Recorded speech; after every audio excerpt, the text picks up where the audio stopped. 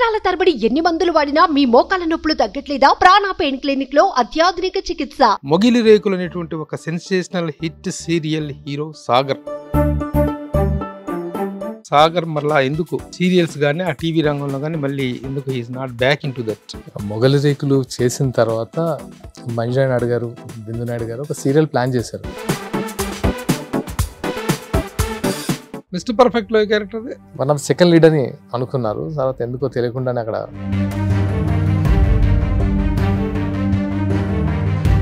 దిల్ రాజు లాంటి పెద్ద ప్రొడ్యూసర్ తీసుకున్నప్పుడు ప్రమోషన్ దొరకపోవటం ఏంటి? ఏదో వినపడుతుంది ఏంటి మీ మూవీకి వేరే మూవీకి చాలా దగ్గరి.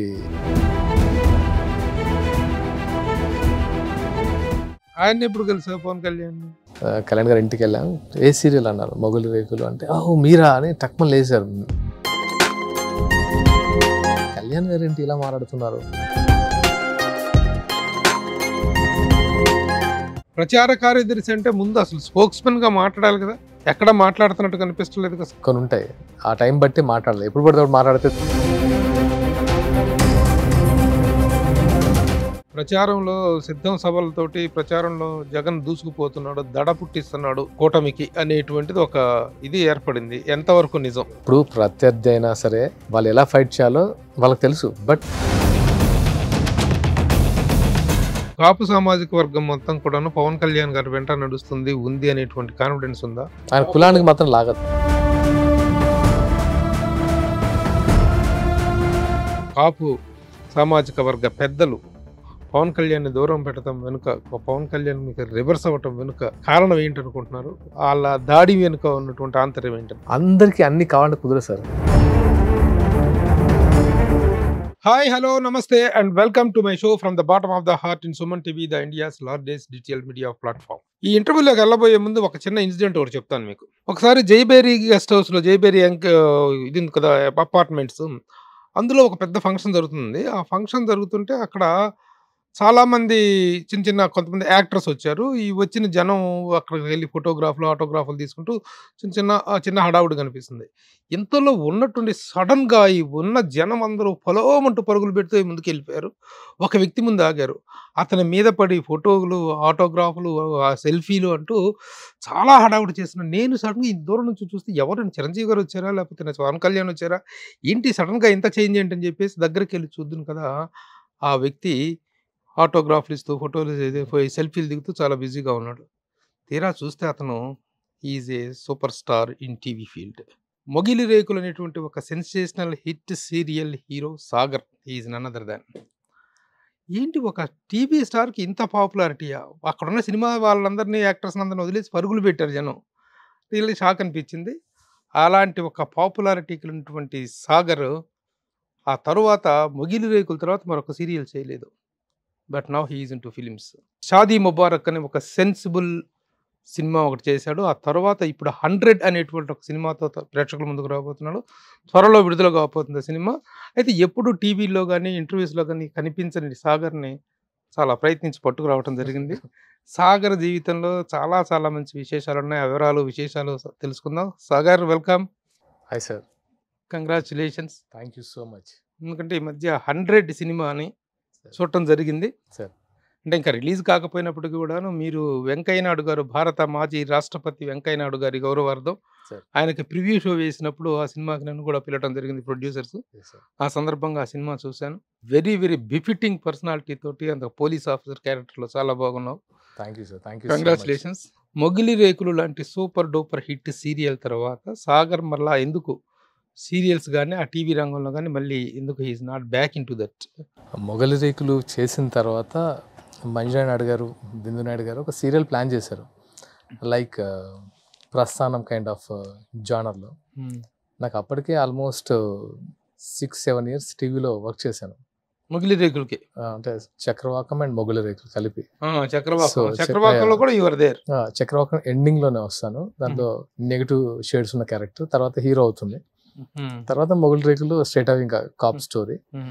So it's a very good experience with the team. And అంటే నాకు ఆర్కే నాయుడు క్యారెక్టర్తో జనాల్లోకి అంటే నాకు వాళ్ళు ఇచ్చిన ఆ లవ్ అండ్ ఎఫెక్షన్ ఇప్పటికీ అలాగే ఉంది. దానికి నేను నిజంగా థ్యాంక్స్ టు మల్లినా నాయుడు గారు, ఆర్కే నాయుడు. అది పోలీస్ క్యారెక్టర్. యా, అది పోలీస్ క్యారెక్టర్, కాప్ స్టోరీ. నాకు అంటే ఎందుకో తెలియదు, ఇన్బిల్ట్ నాకు ఎందుకు కాప్ అనేది నాకు బాగా ఇష్టమైన ఆ రోల్. అంటే ఈవెన్ రియల్ లైఫ్లో కూడా ఎందుకో కాప్ అనేది మా ఇంట్లో గాను. సో ఎప్పుడు నేను అంటే ఒక నాకు అలాంటి ఇన్స్పైరింగ్ క్యారెక్టర్ చేయాలని ఎప్పటి నుంచి అనుకునేవాడిని.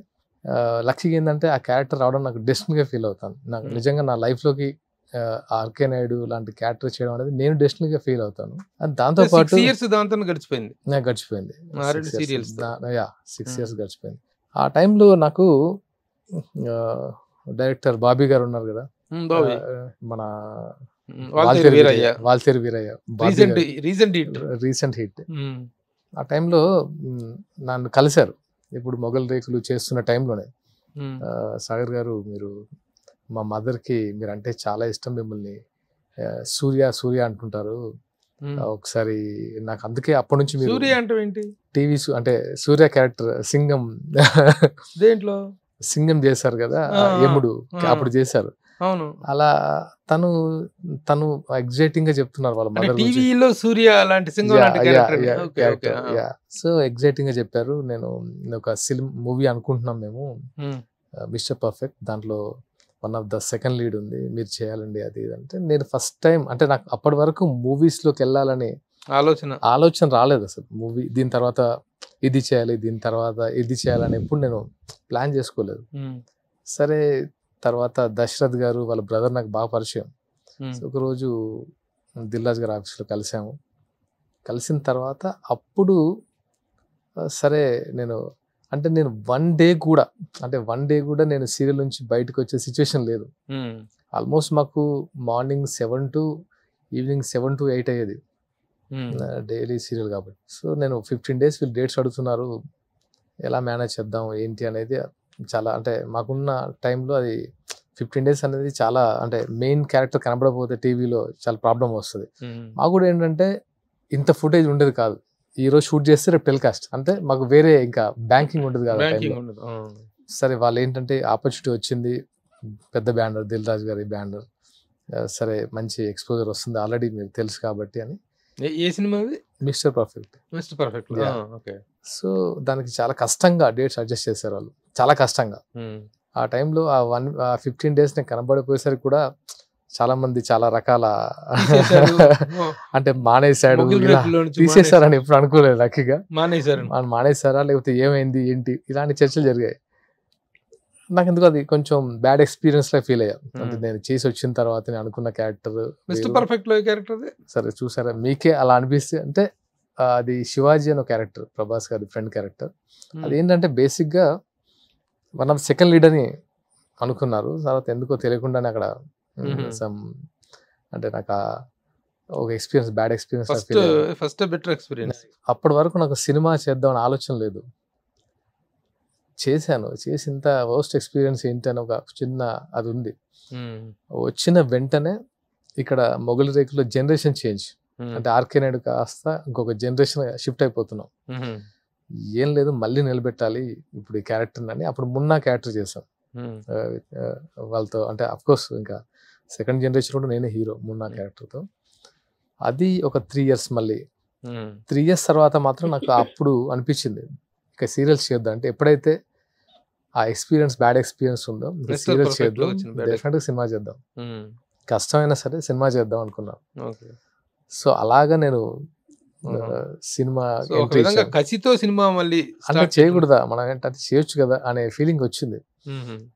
అందులో నన్ను ఇంతగా అంటే ఈ సీరియల్తో ఇంతగా ఆదరించిన, అంటే ప్రతి ఇంట్లో నన్ను ఒక అంటే ఓన్ పీపుల్ లాగా ట్రీట్ చేస్తున్న జనం ఉన్నారు కదా, నేను చేసే తప్పేంటని అప్పుడు స్టార్ట్ చేశాను. ఆ తర్వాత సిద్ధార్థ, ఎస్ గోపారెడ్డి గారు కెమెరామెన్, అండ్ దయానంద్ రెడ్డి అని డైరెక్టర్, దాసరి కిరణ్ గారు ప్రొడ్యూసర్లో సినిమా స్టార్ట్ చేశాం.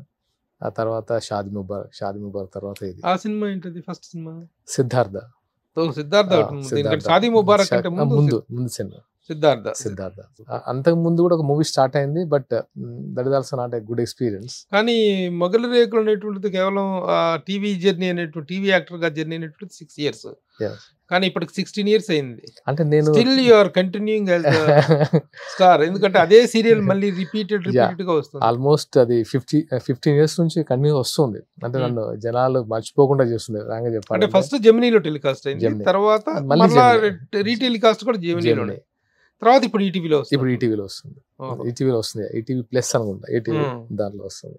మొత్తం ఒక్క ఇది 3 years పట్టిందా, 4 years? ఆల్మోస్ట్ 5 years చేశాను. 5 years. 1369 episodes. అంటే అన్ని రిపీట్ అవుతా ఉన్నాయి. 5 years చిన్న ఎడిట్ చేసినట్టు. So they are keeping alive. Sagar ఎలా నిలబెట్టేస్తుంది ఆ సీరియల్ ఒకటి. అంటే మేము సీరియల్ లాగా ఎప్పుడు చేయలేదు సార్ దాన్ని. అంటే సీరియల్ చేస్తున్న ఫీలింగ్ ఏం లేదు. అందుకే ఆ సక్సెస్ వచ్చింది అనిపించింది. ప్రాపర్ రైటింగ్ బిందు నాయుడు గారిది, ప్రాపర్ డైరెక్టర్ జనార్దన్ నాయుడు గారు, ఎగ్జిక్యూషన్ మంజు నాయుడు గారు, ప్రొడక్షన్ సుధాకర్ నాయుడు గారు. అంటే రీషూట్ చేయడం, సీరియల్లో రీషూట్స్ తక్కువ. సీన్ బాగాలేకపోతే ఎంత ఖర్చు అయినా సరే మళ్ళీ రీషూట్ చేసేవాళ్ళు. ఓవర్ నైట్ లో పిలిచేసి అందరికి షూటింగ్ పెట్టేవాళ్ళు. అంటే వాళ్ళకి ఆల్మోస్ట్ 20 minutes ఉంటుంది ఎపిసోడ్. 20 minutes 6 years జనాలు రిమోట్ చేతిలో పట్టుకొని, రిమోట్ ఎవరికి వేయకుండా దాచిపెట్టుకొని సీరియల్ చూసారంటే ఆ క్రెడిట్ నిజంగా ఆ టీమ్. మొగలి రేకులు సుధాకర్ నాయుడు, మంజుల నాయుడు, అంత ముందు కూడా వాళ్ళది ఋతురాగాలు చాలా పెద్ద super duper hit. Chakravakam commitment వాళ్ళ భలే ఉంటుంది. అంటే టువర్డ్స్ ప్రోడక్ట్ వాళ్ళు టోటల్ గా ఎఫర్ట్స్ పెడతారు. వాళ్ళు అంతకు ముందు ఒక సింగిల్ ఎపిసోడ్ ఏదో చేస్తే నేను ఒక ఆర్టికల్ రాశాను. ఆగమనం సీరియల్ కి నేను ఒక ఆర్టికల్ రాసి, ఈ ఫస్ట్ ఒక స్టాండర్డ్ తో దూరదర్శన్ లో ఒక సీరియల్ చేస్తున్నారు వీళ్ళు, కంటెంట్ చాలా బాగుందని చెప్పి రాస్తే నేను ఆవిడ చాలా హ్యాపీ ఫీల్ అయ్యారు. అక్కడ మా సీరియల్ లో మా కంటెంట్ లో ఉన్న డెప్త్ ని అర్థం చేసుకుని ప్రభు గారు చాలా బాగా రాశారని చెప్పి దే ఫెల్ట్ వెరీ హ్యాపీ. అందుకంటే వాళ్ళు ఒక ఫస్ట్ దూరదర్శన్ నాకు తెలిసినంత వరకు ఫస్ట్ ఒక స్టాండర్డ్ మెయింటైన్ చేసింది రైటర్స్ అండ్ డైరెక్టర్స్, వాళ్ళు మేకర్స్. వాళ్ళ రైటింగ్ ఒక 10 years ahead ఉంటుంది. అంటే ఇప్పుడు జనరేషన్ అంటే ఆ టైంలోనే ఒక 10 years ముందు ఉంటుంది వాళ్ళది. అంతగా ప్రేమించిన టీవీ రంగాన్ని, అంతగా ఆదరించిన టీవీ ప్రేక్షకులను వదిలేసి రావటం అక్కడ వదిలేసినట్టే, అదే పాతదే పాడిందే పాడింది అన్నట్టుగా మళ్ళీ దాన్నే రిపీట్ చేసుకుంటున్నారు. సాగర్ మళ్ళీ ఒక డైనమిక్ క్యారెక్టర్ తో రావటం అనేటువంటిది ఎందుకు లేదు. ఎగ్జాక్ట్లీ నేను మూవీలో చూపిద్దాం అనుకున్నాను, నేను సిద్ధార్థలో చూపిద్దాం అనుకున్నాను. బట్ ఎక్కడో మాకు ల్యాక్ ఆఫ్ స్క్రిప్ట్ సంథింగ్ కొంచెం ప్రాబ్లం అనిపించింది. కానీ అది మాధవ్ సున్నిపెంట అనే క్యారెక్టర్ చేసాం, షాదీ ముబారక్, దిల్రాజ్ గారి ప్రొడక్షన్ లోనే. ఎందుకో తెలియదు, ఇది డెస్టినీ సార్. ఎప్పటికైనా దిల్రాజ్ గారి బ్యానర్ లో హీరోగా చేయాలనుకున్నాను. మిస్టర్ పర్ఫెక్ట్ బ్యాడ్ ఎక్స్పీరియన్స్ తర్వాత ఎప్పటికైనా సంథింగ్ చేయాలనిపించింది. అంటే నేను అనుకోలేదు, ఒకసారి అనుకుని వదిలేసాను. సర్లే ఎప్పటికైనా చేయబోతామా చూద్దాం ఇక్కడ అనుకున్నాను. నేను నా ఫ్రెండ్స్ ప్రొడక్షన్ చేశాం షాదీ ముబారక్. ట్రైలర్ కోసం అడిగినప్పుడు తను చూస్తా అన్నారు మూవీ, రాజు గారు. అంటే ట్రైలర్ రిలీజ్ చేతుల మీదుగా చేయాలంటే అంటే చూస్తా అన్నారు. చూసి నచ్చింది, తను టేక్ ఓవర్ చేశారు, చిన్న చిన్న చేంజెస్ చేశారు. వెంకటేశ్వర క్రియేషన్స్ అంటే ఒకటి ఉంటుంది కదా నాకు. సో అనుకున్న అది రీచ్ అయ్యాను. But very good experience with Raju garu. Theatrical గా రిలీజ్ అవ్వలేదు అయింది, కాకపోతే కరోనా టైంలో అయింది. కరోనా టైంలో కొంచెం ఆ టైంలో మూవీ అనుకున్నంతగా మాకు రీచ్ రాలేదు. కానీ నాకు అనిపించింది ఆ సినిమా చూసిన తర్వాత, షాదీ ముబారక్ ఈ సినిమాని కరెక్ట్ గా ప్రమోట్ చేసి ఉంటే it would have been somewhere. ఎందుకంటే వచ్చినటువంటి ఈ ఫ్యామిలీ ఫీల్ గుడ్ కంటైనర్స్ ఉంటాయి కదా, ఆ ఫీల్ గుడ్ కంటెంట్ ఉన్న ఫిలిమ్స్ లో ద బెస్ట్ ఫిల్మ్ అనేటువంటి ఫీల్ కలిగింది నేను సినిమా చూసిన తర్వాత. చాలా ప్రెజెంట్ గా అనిపిస్తుంది సినిమా. అవును, అంటే but I think it was not properly promoted. Exactly, అంటే అది చెప్పొచ్చు, ప్రాపర్ గా ప్రమోట్ చేయలేకపోయాం. ఎందుకు సినిమా అంత మంచిగా తీసి అంత బాగా తీసి దాన్ని ప్రమోట్ చేసుకుంటున్న ఫీల్ అవటం ఏంటి, ఎందుకు అయ్యారు? మేము అంటే నేను ఎక్స్పెక్ట్ చేసినట్టు ప్రమోషన్ జరగలేదు. అదేంటి దిల్ రాజు లాంటి పెద్ద ప్రొడ్యూసర్ తీసుకున్నప్పుడు ప్రమోషన్ దొరకపోవటం అంటే తను యాక్చువల్ గా నేను తన ఉద్దేశం ఏంటంటే సినిమా చూసిన తర్వాత ఫస్ట్ రిలీజ్కి వెళ్ళిపోదాం అనుకున్నాను. అప్పుడు స్ట్రాంగ్ గా ప్రమోషన్ చేసే వాళ్ళేమో, చిన్న చిన్న చేంజెస్ చేసిన తర్వాత కరోనా వచ్చింది. వచ్చిన తర్వాత ఏదో వినపడుతుంది, ఏంటి మీ మూవీకి వేరే మూవీకి చాలా దగ్గరి. మేము విన్నాను, మాకు తెలుసు. అంటే నేను దాన్ని బిలీవ్ చేయలేదు, ఎందుకంటే అదే మీ సినిమా మీ Shaadi Mubarak most eligible bachelor కి దగ్గర పోలికలు ఉన్నాయి అనేటువంటి దీంతో ఈ సినిమా అని సెకండరీ చేశారనేటువంటి ఒక టాక్ ఒకటి వచ్చింది ఆ రోజుల్లో. అంటే నాకు ఎలా అనిపించింది అంటే, నాకు అప్పటికి మోస్ట్ ఎలిజిబుల్ బ్యాచ్ రిలీజ్ అవ్వలేదు. ఫస్ట్ మాదే స్క్రిప్ట్ మేము చేసుకుని వెళ్ళాము. డైరెక్టర్ దగ్గర టోటల్ స్క్రిప్ట్ 2006 నుంచి తన దగ్గర ఉంది. We are confident. అంటే తను అంటే ఇప్పుడు అది వాళ్ళ బ్యానర్, బన్నీ వాసు గారు, అరవింద్ గారు బ్యానర్. సో ఏం చేస్తారో మాకు తెలియదు. డిస్కషన్ పెట్టారా? డిస్కషన్ లాగా ఏం లేదు సార్. డిస్కషన్ అంటే నేనేంటంటే ఇప్పుడు ఎలా ఉంటుందంటే, నా పాయింట్ ఆఫ్ వ్యూ ఏంటంటే, మేము ప్రొడక్షన్ చేసాము, ఇది ఫాస్ట్ రిలీజ్ చేయాలనే ఒక ఉద్దేశం ఉండే నాకు. ఇది చాలా ఫాస్ట్ గా రిలీజ్ చేయాలి, ఎందుకంటే ఎప్పుడైనా ఏంటి ఇంకో కథ, ఈ కథ ఇంకో కథతో పోలి ఉంటుందంటే ఫస్ట్ మనం రిలీజ్ చేయాలనుకుంటున్నాం. ఆ ప్రాసెస్లో ఏంటంటే మాకు టైం లేదు. దాంతోపాటు అంటే తను యాక్చువల్గా రాజు గారు ఓటీటీకి ఇస్తే బాగుంటుంది, ఇది కరోనా టైము, ఈ టైంలో మనం థియేటర్ రిస్క్ చేయకూడదని తను ఉన్నారు. నాకేంటంటే ఇన్నర్లుగా నేను వచ్చింది టీవీ నుంచే కదా అన్న, నేను వచ్చింది టీవీ అంటే ఆల్మోస్ట్ మళ్ళీ నాకు కెరియర్ ఏంటి అంటే నేను ప్రూవ్ చేసుకోవాలనుకొని ఒక సబ్జెక్ట్ తీసుకొని దాన్ని ప్రాపర్గా చేసుకొని దాన్ని నేను మౌల్డ్ అయిపోయి ఒక ఎఫర్ట్ పెట్టి ఒక ప్రోడక్ట్ రెడీ చేసి అది మీకు నచ్చిందంటేనే అసలు అది నేను చాలా హ్యాపీ ఫీల్ అయ్యి, ఓకే జనాలకు నచ్చుతుందని నమ్మకం. దిల్రాజు గారు మూవీ రిలీజ్ చేస్తున్నారు, దిల్రాజు గారు మూవీ చేస్తున్నారు అంటే తెలియకుండానే ఒక ఎక్స్పెక్టేషన్స్ ఉంటాయి, ఒక హైప్ వచ్చేస్తుంటుంది. దాంతోపాటు ఒక 50% కాన్ఫిడెంట్గా అంటే జనాలకి మంచి మూవీ చేస్తారని. సో అలాంటిది నేను ఓటీటీకి ఇవ్వాలని నాకు ఎందుకో దానికి నేను చాలా ఇబ్బంది పడ్డాను. అంటే కెరియర్ బిల్డ్ చేసుకున్న టైంలో సో నేను సీరియస్గా అంటే రాజంతో చెప్పాను, వెళ్ళిపోదామన్నా, రిలీజ్కి వెళ్ళిపోదాం, ఏదేమైనా సరే చూద్దాం. సో అలా కొంచెం మోస్ట్ ఎలిజిబుల్ బ్యాచిలర్ ముందు రిలీజ్ అయిందా షాదీ ముబారక్? మరి ఆ కంపారిజన్ వచ్చిందా? ఆ సినిమా ఈ సినిమా ఒకటే కంపారిజన్ ముందు అనుకున్నంతగా రిలీజ్ అయిన తర్వాత కంపారిజన్ లేదు. అంటే సంథింగ్ సరే, ఏదేమైనా ఒక మంచి సినిమా తీసి బెటర్ ఎక్స్పీరియన్స్, కొంచెం బెటర్ ఎక్స్పీరియన్స్ కంటే కొంచెం హర్టింగ్ అనిపించింది. అరే అంటే ఎండింగ్ వరకు వచ్చి అంటే మీకు ఒక సినిమా చేసుకొని దాన్ని రిలీజ్ చేసుకునడం అనేది చాలా ఇప్పుడున్న సిచ్యువేషన్ చాలా పెద్ద విషయం అది. అంటే దానికి కావాల్సిన కథ, దానికి కావాల్సిన ఆర్టిస్టు, దానికి కావాల్సిన ఫండ్స్, దానికి కావాల్సిన ఎఫర్ట్, టైమ్ అలా తీసుకెళ్ళి అలా వెళ్తూ దిల్రాజు గారి లాంటి బ్యానర్లో పడడం అంతా ప్రాపర్గా వెళ్ళింది. ఆ లాస్ట్ ఎక్స్పీరియన్స్ కొంచెం హర్టింగ్ అనిపించింది. అంటే సరే ఇప్పుడు సినిమాల్లోకి రావాలన్న ఆశ దీంతోటి ఈమెతోటి ఫస్ట్ సిద్ధార్థ చేస్తే అది చిన్న డిసప్పాయింట్ చేసింది. ఇదేమో అంతా బాగుండి చిన్న disappoint. Now you are coming with your third film, that is 100 ఇది కూడా చూడటం జరిగింది. అదే మన వెంకయ్యనాయుడు గారికి షో చేసినప్పుడు అంటే డైనమిక్ పోలీస్ ఆఫీసర్ క్యారెక్టర్ చాలా మంచి ఇది కనిపించింది. ఏంటి ఇది ఎలా సెట్ అయింది? అంటే ఇది స్టార్ట్ అవ్వడం కూడా కొత్తగా స్టార్ట్ అయింది. ఇది సుకుమార్ షాదీ ముబారక్ చేసే టైంలో నాకు సుకుమార్ గారు అంటే పరిచయము, కొంచెం క్లోజ్ అయ్యారు ఆ టైంలో. ఆ టైంలో నేను ఒక మూవీ చేశానని చెప్పాను. షాదీ ముబారక్ని సుకుమార్ గారు టైం తీసుకొని చూపించాను. ఎడిటింగ్ వర్షన్ తను ఎడిట్ చేశారు.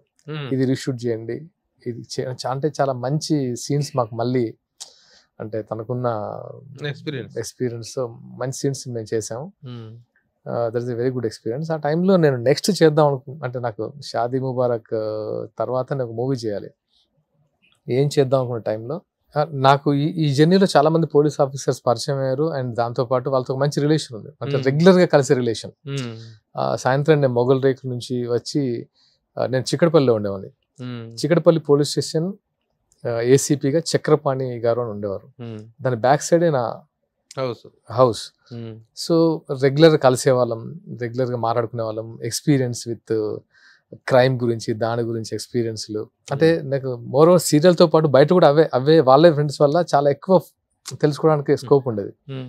అలాంటి అతను ఒక రోజు ఏమైందంటే 2011 మిలియన్ మార్చ్ అని ఒకటి జరిగింది. 2011 February 17th ఐ థింక్. రేపు మిలియన్ మార్చ్ జరుగుతుంది సాగర్, నువ్వు షూటింగ్ వెళ్తున్నావు కదా అటువైపు, ట్యాంక్ బండ్ మీద అంతా ఫుల్ క్రౌడ్ ఉంటుంది, నువ్వు వచ్చేటప్పుడు 6-7 వస్తావు కదా, ఈ వైపు నుంచి రాకు, చాలా ట్రాఫిక్ జామ్ ఉంటుంది. ఎందుకంటే తన ఇన్ఛార్జ్ అక్కడ డిఎస్పి ఏసీపీ. సో సరే ఓకే, నేను షూటింగ్ వెళ్ళాను, రిటర్న్ వచ్చేటప్పుడు తను కాల్ చేశాను, నేను అంకుల్ అని పిలిచాను. అంకుల్ అని ఇప్పుడు పిలుస్తుంటాను. ఫోన్ చేశాను, ఫోన్ చేస్తే తన ఫోన్ తన దగ్గర లేదు, ఏదో హాస్పిటల్లో ఉన్నారు సడన్గా అన్నారు. రవి హీలియర్స్ అని నా ఫ్రెండ్ వాళ్ళ హాస్పిటల్ అక్కడ ట్యాంక్బండ్ దగ్గర ఉంటుంది. ఆయన ఫోన్ లిఫ్ట్ చేశారు. అంకుల్ లేరా అంటే, లేదు అంకుల్ చాలా ఇంజూర్ అయ్యారు అదని చెప్పారు. అదేంటి, నన్ను వచ్చేటప్పుడు ఇటు రావద్దని చెప్పారు, అందుకే కాల్ చేశాను, ఇప్పుడు అసలు ఏంటి సిచ్యువేషన్ అంకుల్ అంటే, చాలా తల మీద చాలా దెబ్బలు తగిలాయి, మిలియన్ మార్చులు అని చెప్పారు. సరే అని నేను షూటింగ్ అయిపోయింది కదా, అక్కడ వేరే రూట్ నుంచి హాస్పిటల్కి వెళ్ళేసరికి తను బ్లడ్ షెడ్తో ఉన్నారు. అంటే రెగ్యులర్గా కలిసే వ్యక్తి, చాలా క్లోజ్ పర్సన్. అంకుల్ ఏమైనా అంకుల్, ఏంటి ప్రాబ్లం ఏంటి, ఇంజూరీ ఏంటి మీకు అంటే, నా పోలీసు వాళ్ళకి ఇంజూరీ అవుతుంది ఏంటి అనేది నాకు ఎప్పుడు మైండ్లో లేదు. అది ఎక్కడో అయితే పర్లేదు, ఏదో యాక్సిడెంటల్గా, మిలియన్ మార్చ్లో అవడం ఏంటి అని అంకుల్ అడిగాను. అంకుల్ ఏంటి ప్రాబ్లం ఏంటి, ఎలా జరిగింది, అసలు ఎలా ఇంజూరీ అయింది, ఎవరు ఇంజూరీ చేశారు అంటే, లేదమ్మా మిలియన్ మార్చ్ స్టార్ట్ అయింది, అందరూ క్యాంపస్ స్టూడెంట్స్ చాలామంది అజిటేషన్ తెలంగాణ దాని గురించి చేస్తూ విగ్రహాలు ధ్వంసం చేశారు. ఆ టైంలో ధ్వంసం చేశారు. ఆ టైంలో ఆయన అక్కడ ఉన్నాడు. అంటే ఆ తెలుగు తల్లి ఫ్లైఓవర్ మీద ఆయన జీప్ ఉంది. ఈయన కొంచెం ఏదో సంథింగ్ ఏదో అన్నారు, వాళ్ళు అటాక్ చేశారు. అటాక్ చేసిన విధానం చెప్తే నేను కొంచెం ఏం డిస్టర్బ్ అయ్యా. మీ దగ్గర గన్ లేదు అంకుల్, మీరు సెల్ఫ్ డిఫెన్స్ చేసుకోలేకపోయారు అసలు, అలా ఇంత సింపుల్గా, అంటే వెపన్స్ ఉంటాయి చుట్టూ, మీ వాళ్ళు ఉంటారు, పోలీసులు ఉంటారు, అది ఇది అని చెప్పి కొంచెం అడిగాను. ఇలాంటి సిచ్యువేషన్ జరుగుతుంది అనే నేను గన్ లాకర్లో పెట్టెళ్ళాను. ఎందుకంటే వాళ్ళు ఒక కాజ్ కోసం ఫైట్ చేస్తున్నారు. దానిలో ఒక్క బుల్లెట్ కూడా ఫైర్ అయినా నెక్స్ట్ చాలా ధ్వంసం అయ్యేది. ఆ ఛాన్స్ నేను తీసుకోలేదు. వాళ్ళ కాజ్ వాళ్ళది, వాళ్ళు దే ఆర్ నాట్ అంటే anti social elements, they are students. నేను గన్ ఫైర్ చేస్తే అది ఇంకొక లెవెల్కి వెళ్ళిపోద్ది. సో అంటే నేను అప్పుడు అనిపించింది, అంటే ఒక డిపార్ట్మెంట్లో ఉన్న ఒక పర్సన్ ఎలా ఆలోచిస్తాడు, ఎలాంటి సిచ్యువేషన్ ఫేస్ చేస్తాడు, తన మీదకి వచ్చినా సరే తప్ప వాళ్ళని డిస్టర్బ్ చేయకుండా, ఇదన్నీ ఆలోచించి అప్పుడు నేను ఇది ఆయన అడిగి తీసుకున్నాను. ఇది నేను తీసుకుని అక్కడ నుంచి 100 అనే సినిమా ఆ రోజు మొదలైంది, ఆ క్యాటరేషన్తో ఒక మూవీ చేయాలని.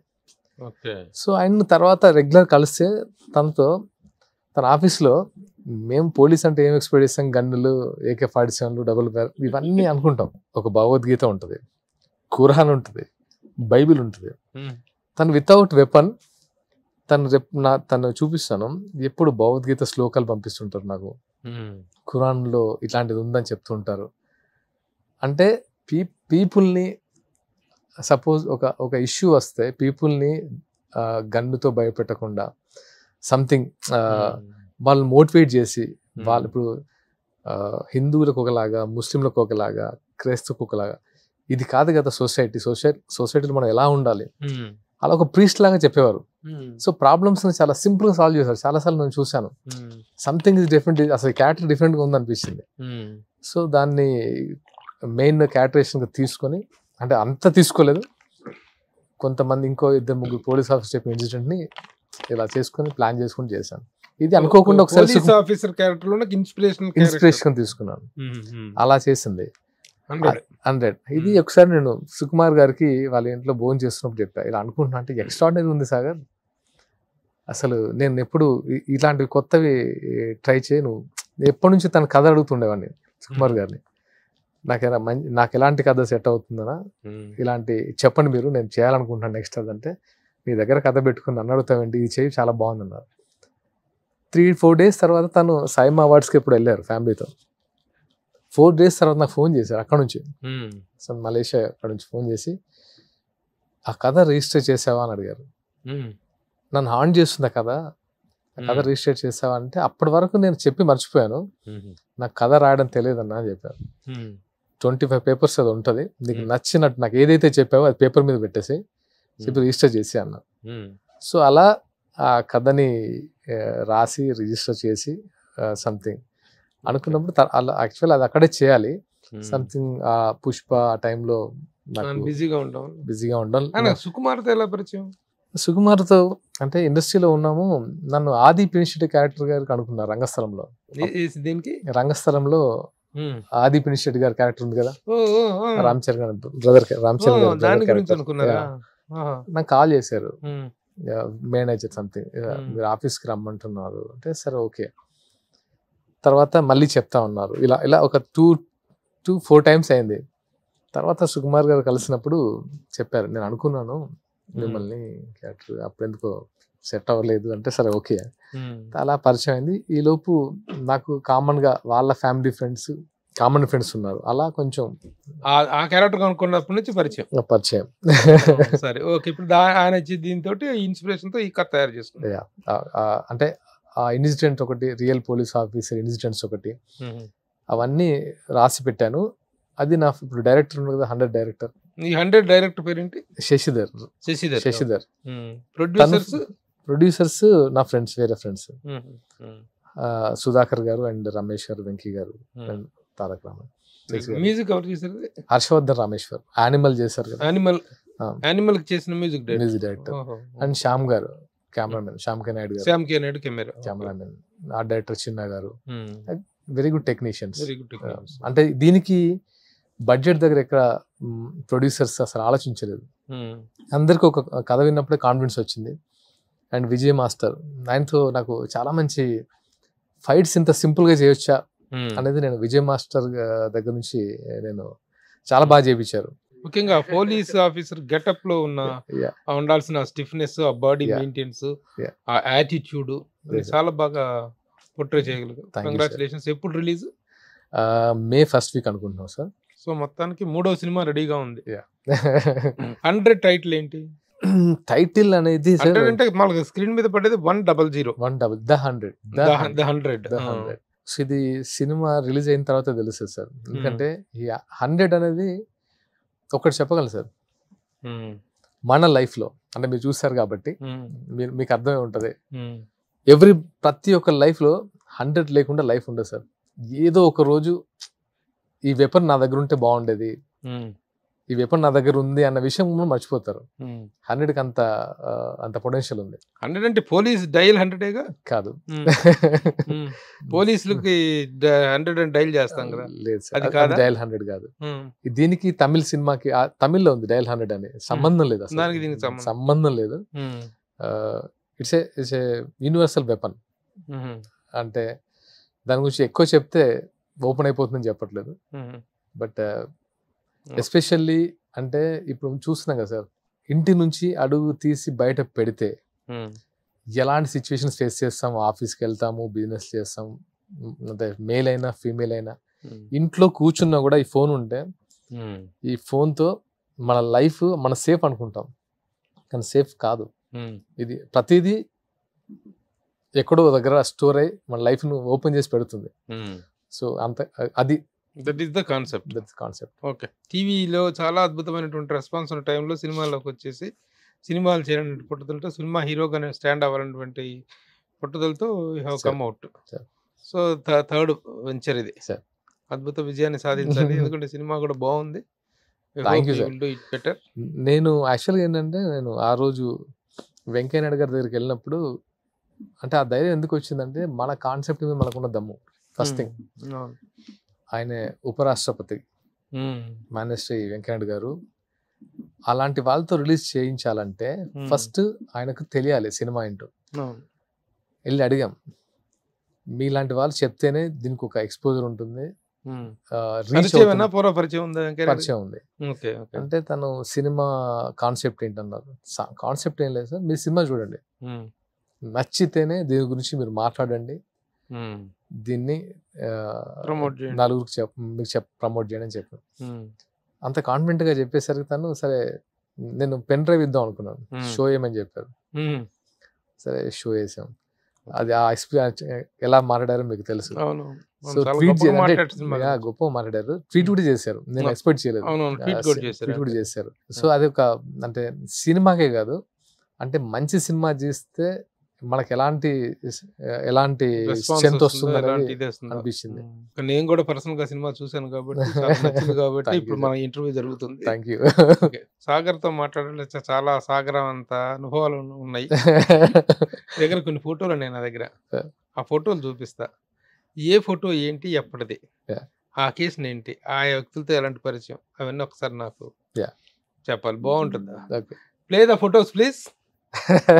ప్రభాస్, అక్కడ ప్రభాస్ గారు, అండ్ ఇది ఆస్ట్రేలియాలో సిడ్నీ, అదే షూటింగ్ మిస్టర్ పర్ఫెక్ట్ షూటింగ్. ఈ ఎక్స్పీరియన్స్ కొంచెం నాకు, నేను మూవీలోకి అసలు నాకు సినిమాలో గుర్తుపట్టేలాగా లేదు క్యారెక్టర్. ఏంటి దాంట్లో చేసింది మిస్టర్ పర్ఫెక్ట్ లో? ఫ్రెండ్స్ లో ఏంటంటే తనకు డిఫరెంట్ ఒపీనియన్ ఉంటుంది లవ్ మీద. ఫస్ట్ నుంచి శివాజీని ఫాలో అవుతుంటాడు క్యారెక్టర్. తర్వాత వాళ్ళిద్దరి మధ్య సంథింగ్ ప్రాబ్లం వచ్చి ఒక అమ్మాయికి మీకు మధ్య ఒక చిన్న సయోధ్యలు అంటే అండర్స్టాండింగ్ లాంటిది ఇస్తాడు. అదేనా? అవును. మీరు రియలైజ్ అవుతారు? నేను రియలైజ్ అవుతాను లాస్ట్ కి. రియలైజ్ అయ్యి లవ్ పట్ల రియలైజ్. సో మనం మనలాగా ఉండాలి, ఇంకోలాగా ఉండకూడదని. Okay, next. పాపా బాబా, యా, వీర్ వియాన్ బాబు, Aira, she's my wife Soundarya. Arrange మ్యారేజా, లవ్ మ్యారేజా? Arrange come love. ఎక్కడ ఏంటి, తనేంటి వాళ్ళ బంధువుల అమ్మాయా, బయట పేరెంట్సా? యా, మా ఫాదర్, మదర్. నాన్నగారు ఏం చేసేవారు? కోల్ మైన్స్ ఉంది కదా, దాంట్లో జాబ్, అండ్ చాలా బిజినెస్ ఉండేవి మాకు, అండ్ ఫార్మింగ్. ఇప్పుడు బాగా సౌండ్ పార్టీయా? బాగా వెల్ ఆఫ్ ఫ్యామిలీ? మంచి ఫ్యామిలీ, డబ్బు బాగా అంటే ఓకే. ఎక్కడ, ఏ ఏరియా, నేటివ్ ప్లేస్? మాది రామగుండం, కరీంనగర్ డిస్ట్రిక్ట్. రామగుండం. మీకు గోదావరి కనే ఐడియా ఉంటుంది. సో మా ఫాదర్ వాళ్ళు కొంచెం ఎస్టాబ్లిష్డ్ ఫ్యామిలీ, అండ్ వెల్ అంటే మా తాత వాళ్ళ దగ్గర నుంచే వాళ్ళు బాగా well of family.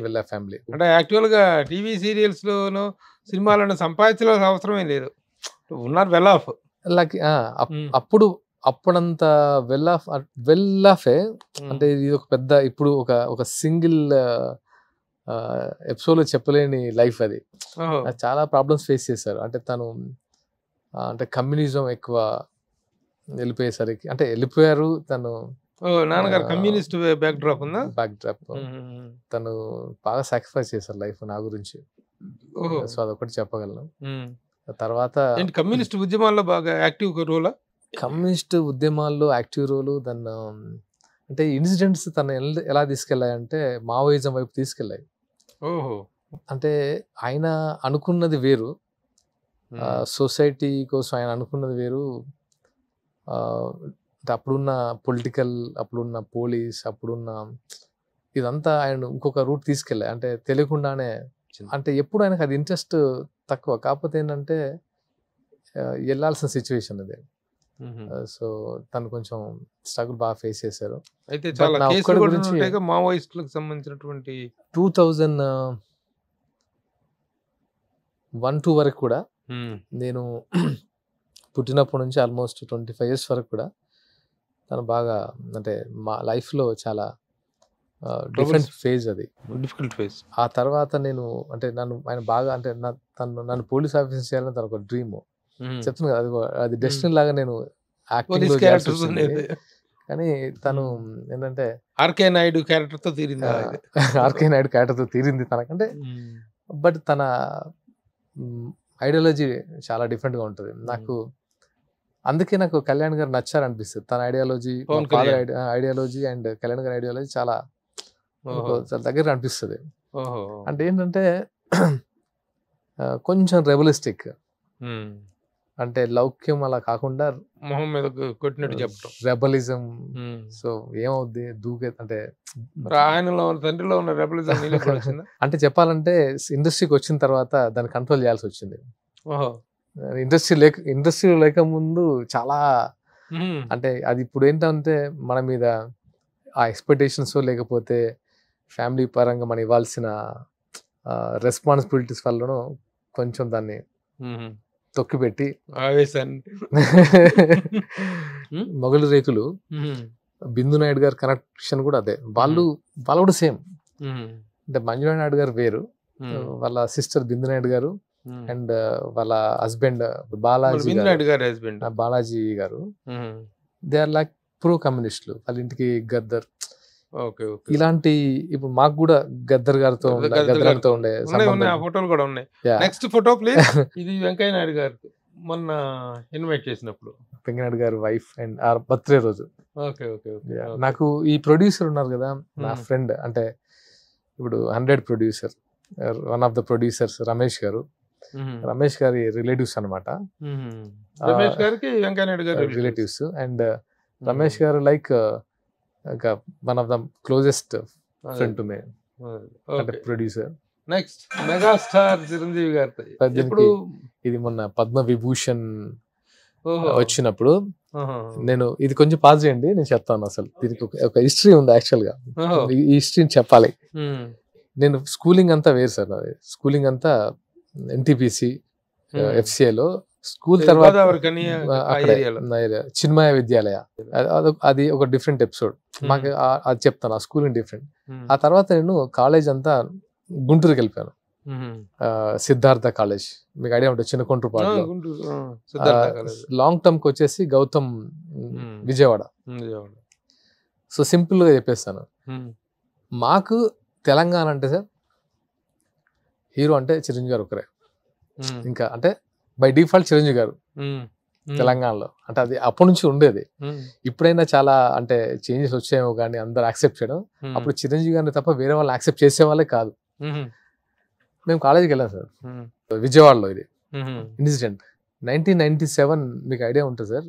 Star cricket ఆడారు చిరంజీవి గారు, బాలకృష్ణ గారు, వెంకటేష్ గారు, నాగార్జున గారు, లాల్ బహదూర్ స్టేడియంలో ఆడారు. మాకేంటంటే మాకు అప్పుడు మెస్ లో ఒక టీవీ అరేంజ్ చేసేవారు, ఇలా పెద్ద మెస్ ఉండేది, అంత పెద్ద టీవీ అరేంజ్ చేసేసి చేస్తారు. అది కామన్ హాస్టల్లో. చిరంజీవి గారి ఫ్యాన్స్ అంతా ఇలా ఒక రో, అంటే అంటే బై డిఫాల్ట్ తెలంగాణ మొత్తం ఒక వైపు, ఆంధ్ర అండ్ స్టూడెంట్స్ అంతా ఒక వైపు. ఉద్యమం అప్పట్లో మీ దగ్గర అసలు తెలియకుండా, అంటే తెలియకుండా సార్, అసలు తెలియకుండా గుంటూరులో, విజయవాడలో ఆంధ్ర స్టూడెంట్స్, తెలంగాణ స్టూడెంట్, మాకు అసలు తెలియకుండా తెలియదు. అంటే తెలంగాణ స్టూడెంట్స్ లో ఎక్కువ బాగా చిరంజీవి గారి ఫ్యాన్స్ అంతే. ఇంకా చిరంజీవి గారు తప్ప వేరే ఫ్యాన్స్ లేరు. సో మేము అడిగాను, రిక్వెస్ట్ చేస్తాం సార్, ఈ స్టార్ క్రికెట్ చేస్తున్నారు, మాకు లైవ్ ఇవ్వండి, మాకు టీవీ అరేంజ్ చేయండి అంటే చౌదరి బాబు గారిని అరేంజ్ చేశారు. సర్లే పిల్లలు తర్వాత చిరంజీవి గారు వస్తారు అంటే, చిరంజీవి గారు స్టేడియంలోకి ఎంటర్ అవుతున్నాను కానీ ఇక్కడ టాప్ లేచిపోయింది, అరుపులు. ఎక్కడ స్టేడియంలో కాదు, ఈ మెస్సులో అందరూ ఇలా ఒక్కసారి వేస్తే ఇక అరుపులు మొదలు పెట్టేసరికి అసలు అక్కడ డైరెక్టర్కి ఏం జరుగుతుందో తెలియదు, ఆ రేంజ్ లో జరిగింది. సో అటువైపు బాలకృష్ణ గారు ఫ్యాన్స్, మీకు తెలిసింది. బాలకృష్ణ గారు వచ్చిన వెంటనే అసలు ఫుల్ ఒక రేంజ్ మోత. తెలియకుండా సార్ ఎలా ఉంటుందంటే, ఒక హీరోస్ ఇంపాక్ట్ స్టూడెంట్స్ మీద అనేది మీరు చెప్తే షాక్ అవుతారు. ఇన్సిడెంట్ నేను ఎప్పుడు రివీల్ చేయలేదు, చిరంజీవి గారు కలిసినప్పుడు చెప్దాం అనుకున్నాను కానీ కుదరలేదు అది. సార్ చిరంజీవి గారు వచ్చారు, బ్యాట్ పట్టుకున్నారు, మేము అందరం ఇంకా చేతులు నలిపేసుకున్నాం, 6 or 4. సార్ ఫస్ట్ బాల్ కి అవుట్ అయ్యారు, డక్అవుట్. కళ్ళలో నీళ్ళు అందరికి. అవతల వైపు వాళ్ళు గెలిచిదే, అది ఇది కామెంట్స్, వల్గర్ కామెంట్స్. మాకు ఉక్రోషం ఆగలేదు, ఆపుకున్నాం. సర్లే నెక్స్ట్ టైం ఇంకా మిగతా వాళ్ళు ఆడతారు అంటే మాకు మొహం లేదు, అంటే ఇంకా ఏంటి ఇలా అయిపోయింది ఏంటి మనం. తర్వాత బాలకృష్ణ గారు వచ్చారు, ఆయన బై డిఫాల్ట్ క్రికెటర్, అంటే ఆల్రెడీ క్రికెట్ లో అనుభవం ఉంది. అజారుద్దీన్ గారు వాళ్ళంతా ఒక టీం, అంతా ఫ్రెండ్స్ కుమ్మేస్తున్నారు. ఇంకా వాళ్ళు అసలు అవతల బ్యాచ్ రెచ్చిపోతున్నారు. మాకేం అర్థం కాలేదు. అంటే ఆ ఉక్రోషం తట్టుకోలేక అలా టీవీని తీసుకెళ్ళి ఇసిరేసాం. ఇంకా రెండు గ్రూపులు కొట్టుకుంటే సార్, టీవీ బద్దలు. నెక్స్ట్ ఆ టీవీ బద్దలైన దాంట్లో ఎందుకురా టీవీని బద్దలు కొట్టారు, వాళ్ళేంటి మా బాలయ్య బాబు కొడుతుంటే మీరేంట్రా టీవీ. మాకు అవుట్ అయిన బాధలో ఉన్నాం, ఆయన ఫుల్ ఎగ్జైటింగ్ లో ఉన్నారు. కొట్టుకుంటే సార్ 2 గ్రూపులు ఫస్ట్ టైం నేను ఇలా కూడా కొట్టుకుంటారా రీజన్ లేకుండా అసలు. అంటే అందరికి స్టిచ్చింగ్లు స్టాబ్లు. అక్కడ నుంచి మమ్మల్ని సస్పెండ్ చేశారు, ఎందుకంటే టీవీ పగలు కొట్టింది మేము కదా. ఇంటికి పంపించారు, పేరెంట్స్ పిలిపించారు, ఇక్కడ నుంచి అలా చేయం. ఆ గొడవ కాస్త ఏమైందంటే సార్, నువ్వు ఆంధ్ర నేను తెలంగాణ, అలా ఒక బాలకృష్ణ. అప్పుడు పెద్దన్న మూవీ రిలీజ్ అయింది, హిట్లర్ మూవీ రిలీజ్ అయింది. ఏ సినిమా రిలీజ్ అయినా కొట్టుకునే వాళ్ళం. అలా నిజంగా చెప్పండి సార్, మా స్టడీస్ అనేది ఒక్కరోజు కూడా మేము బుక్ పట్టింది లేదు. ఇంటికి వెళ్తే మా వాళ్ళు ఏంట్రా మీ గోరలు మేము కష్టపడి చదివిస్తుంటే మీకు అసలు అంటే లక్కీగా ఏంటంటే గుంటూరు వరకు వెళ్ళి చదివించారంటే అందరూ కొంచెం అక్కడ వెల్ ఆఫ్ ఉంటారు కాబట్టి ఆ ప్రాబ్లం లేదు. చాలా మంది ఇప్పుడు అంటే మిగతా వాళ్ళందరూ మళ్ళీ పేమెంట్ సీట్ వెళ్ళి ఇంజనీరింగ్ చేసి ఇప్పుడు యూఎస్ సెటిల్ అయిపోయి మా ఫ్రెండ్స్ అందరూ. అసలు అది ఎంత చిరంజీవి గారి కోసం అసలు రక్తపాతం అసలు అది. మరి అలాంటి చిరంజీవి గారిని ఫస్ట్ టైం ఎప్పుడు కలిసి అంటే సార్ నాకు అదే అనిపిస్తుంది సార్, నేను ఎప్పుడు ఇండస్ట్రీకి వద్దాం అనుకోలేదు, అప్పుడు కూడా అనుకోలేదు. ఏది నేను ఇంటర్మీడియట్ తర్వాత కూడా అనుకోలేదు. ఆ తర్వాత ఏవి కాలేజ్ హైదరాబాద్ వచ్చి హైదరాబాద్లో డిగ్రీ ఇక్కడ ఏవి కాలేజ్ అప్పుడు నేను ఇంజనీరింగ్ చేసేవాడిని. బికాస్ ఆఫ్ దిస్ ఇంకా ఎంసెట్ రాయలేదు, చచ్చినట్టు నేను డిగ్రీ చేయాలి. అండ్ మా ఫ్యామిలీ కూడా ఇంకా నేను దూరం వెళ్ళే సిచ్యువేషన్ లేదు అప్పుడున్న సిచ్యువేషన్లో. సో డిగ్రీ ఇక్కడే చేసాము. అప్పుడు మాధు ఫిల్మ్ ఇన్స్టిట్యూట్లో ఒక ఫ్రెండ్ పరిచయం అయ్యి ఇన్స్టిట్యూట్కి తీసుకొచ్చేసి నువ్వు కూడా చేయొచ్చు కదా, అలా అలా అలా అలా తెలియకుండానే నేను దీంట్లో ఎంటర్ అయ్యాను. తెలిసి అసలు ఆ సీరియల్ చక్రవాకం ఫస్ట్ సీరియల్ దాంట్లోకి ఎలా ఎంట్రన్స్? లైక్ ఫొటోస్ అంటే అడిగేవాడిని, యాక్టర్ కావాలని ఇంట్రెస్ట్, యాక్టర్ అయితే ఎలా ఉంటుంది అని అనిపించింది అంతే. ఇప్పుడు నా ఫ్రెండ్స్ ఉన్నారు అందరూ, ఏంట్రా నువ్వు కొత్త ఫీల్డ్ ఏదో మనకు సంబంధం లేని ఫీల్డ్, నువ్వు అందరూ ఏంటంటే ఎంఎస్సి కంప్యూటర్స్, ఇప్పుడు అందరూ శాంసంగ్ ఏఐలో అంత మంచి పొజిషన్లో ఉన్నారు, నువ్వేంటి అసలు ఈ గోల్ ఏంట? అప్పుడు ఇండస్ట్రీ అంటే లేదురా ఏదో కొత్తగా అనిపిస్తుంది, ఏదో అట్రాక్ట్ చేస్తుంది అని చెప్పేవాళ్ళం. ఎవరికి కాన్ఫిడెన్స్ లేదు. నాకు కూడా ఏంటంటే కాన్ఫిడెన్స్ ఏం లేదు సార్, చూద్దాం ఒకసారి అంటే ఈ ఫీల్డ్ ఏదో అంటే మనకు తెలియని ఒక వరల్డ్ కొత్తగా అనిపించింది. అలా ట్రై చేస్తున్న టైంలో చక్రవాకం కంటే ముందు ఇంకా ఈ ఫీల్డ్ వర్కౌట్ అవ్వదని ఆపేసి నేను టెస్టింగ్ నేర్చుకుని జాబ్ ప్రిపేర్ అవుతున్నా. ఆ టైంలో నా ఫ్రెండ్ వాళ్ళు కంపెనీ ఫిలిం సిటీ తీసుకెళ్ళింది వాళ్ళని ఒక మెర్జింగ్లో, నన్ను కూడా తీసుకెళ్లారు. అంటే నేను ఆ నెక్స్ట్ ఆ కంపెనీలో నేను జాబ్ ఫిలిం సిటీ వెళ్ళిన వెంటనే మనకేంటి, వాళ్ళేమో పార్టీములు ఉన్నారు, మనమేమో ఎక్కడ షూటింగ్ జరుగుతుంది, ఎక్కడ ఉంది ఏంటి అని మనం అలా వెతుకుతున్నాం తెలియకుండా. November 14th మేము వెళ్ళాము, 15th మంజులా నాయుడు గారు కాల్ చేశారు, సాగర్ అప్పటికి ఆమె దగ్గర అంటే ట్రై చేశా ఇంకా ఎనఫ్ అని, అంటే నేను ఇంకా కలిసి ఇంకా రాదనుకున్నా. సాగర్ వస్తారా, ఆఫీస్కి వస్తారా, ఇది ఒక క్యారెక్టర్ ఉంది, how long it's go I don't know but it's a good character అంది. ఇప్పుడేంట్రా ఎలాగూ జాబ్కి ఇవ్వని ఇంట్లో ఇంకా టైంలో నా ఫ్రెండ్ చెప్పా, వాడే నాకు టెస్టింగ్ అవి నేర్పించాడు, శ్రీనివాస్ రెడ్డి అని. వాడు షాదీకి ప్రొడ్యూసర్, వాడు వన్ ఆఫ్ ద ప్రొడ్యూసర్, అంటే అంతా చిన్నప్పుడు ఫ్రెండ్స్. వాడు అన్నాడు, సర్లే నీకు ఇంట్రెస్ట్ ఉంది కదా, ఒక ఎక్స్పీరియన్స్ కదా, నువ్వు అది చేసిరా, ఒక 1 month నేను ఈ జాబ్ ఈ 1 month నేను దీన్ని హోల్డ్ చేయగలను ఈ జాబ్ని, నీకున్న హ్యాపీనెస్ ని తీర్చుకొని రా అన్నారు. ఆ 1 month ఇంకా అంటే 1 year సెటిల్. చక్రవాకంతో ఫస్ట్ మంజులా నాయుడు గారు పిలిచి ఇచ్చిన offer, that is how you entered into TV serial. Okay. ఆ తర్వాత ఇంతకీ ఇక్కడ చేరిన తర్వాత, డిగ్రీలో చేరిన తర్వాత ఏంటి, చిరంజీవి గారిని కలిసా ఎప్పుడు? కలవలేదు సార్. అయితే చెప్తాను, ఇదే మొగల్ రేకులు చేశాను కదా సార్. చేసినప్పుడు నాకు అనిపించింది, నాకు తెలిసింది ఏంటంటే చిరంజీవి గారి మదర్కి నేనంటే ఇష్టం అని. ఆ రోజు అనిపించింది సర్ప్రైజింగ్ ఉంది అసలు లైఫ్. అదెలా తెలిసింది? అది నాగబాబు గారు చెప్పారు నాకు.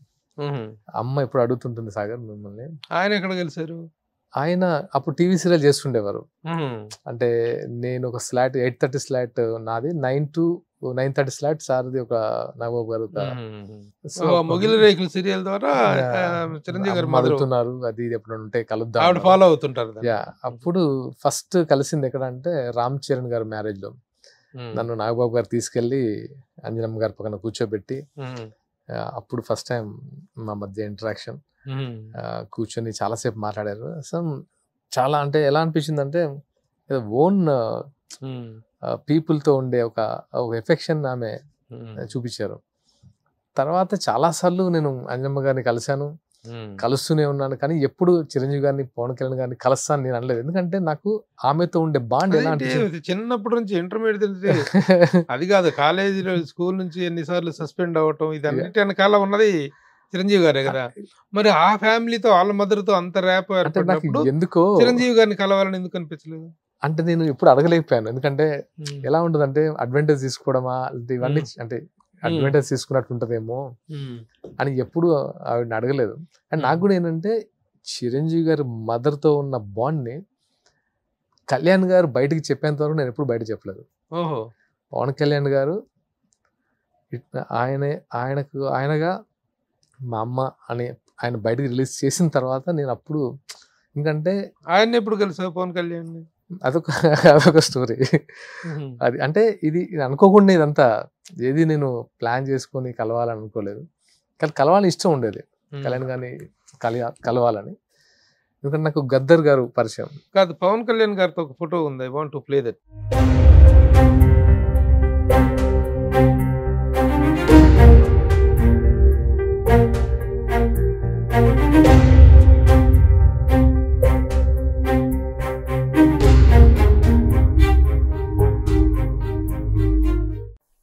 ఈ రోజున సాగర్ గారు ఉమ్మడి కరీంనగర్ జిల్లా నుంచి రామగుండం వాస్తవ్యులు.